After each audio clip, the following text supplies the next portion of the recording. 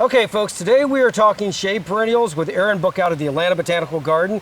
And Erin, there's no reason why the shade garden should be boring. Absolutely. I think we all know a lot of things that grow in the sun. We see that, every day we go to the grocery store or wherever and you see all these big sun plantings. And perhaps we may have the perception that, well, I don't have that many options in the shade.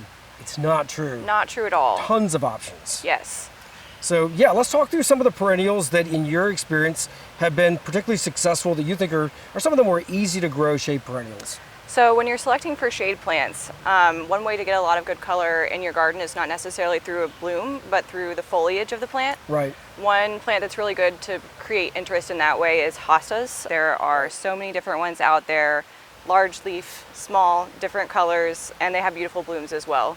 Right, there's a lot of really cool variegations. Hostas are one of those wonderful garden plants that can be easily shared too, as every few years you've got to divide them up. Right. And especially if you're looking to have like a larger planting, they do a great job of spreading.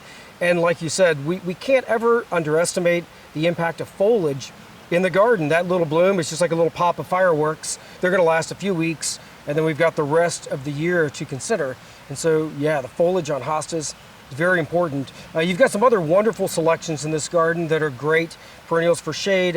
What are some others? Absolutely. I am a huge fan of almost all of the ferns. Dryopteris erythrosora, the autumn fern, is a good one that is very tolerant of a variety of conditions, so that's good for beginners. The southern shield fern is also another beautiful one that does well here in the south. Painted ferns, the list goes on. Yeah. And with some of the painted ferns, you're able to get some of these really dynamic, like silver and burgundy kind of foliage colors, and that goes to your point earlier about hostas, where that foliage is actually really, really important. Definitely. Yeah, and so what are some of the really nice blooming shade perennials? Blooming shade perennials, you can always go with shrubs for that. Right. Hydrangeas do really well in the shade.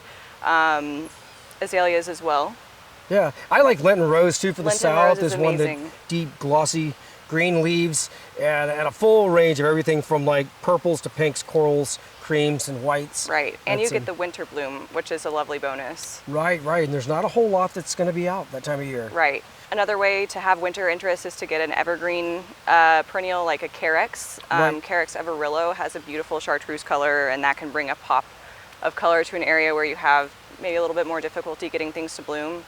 And then thinking, to some other foliage plants, I see the Solomon seal, the variegated Solomon seal. Yes, one of my favorites. I love that plant, and also some nice little dainty white flowers on it. Yeah, I think they're beautiful.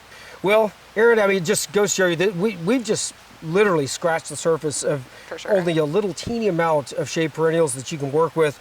There are thousands, and it's just a matter of looking for them. And I encourage any of our viewers and gardeners out there in general to come visit places like Atlanta Botanical Garden, where you can actually see, oh, look, this is what's performing. Take a picture of the tag, go to your independent garden center, go find those plants and try them out in your garden. Such a good way to do it. Yeah.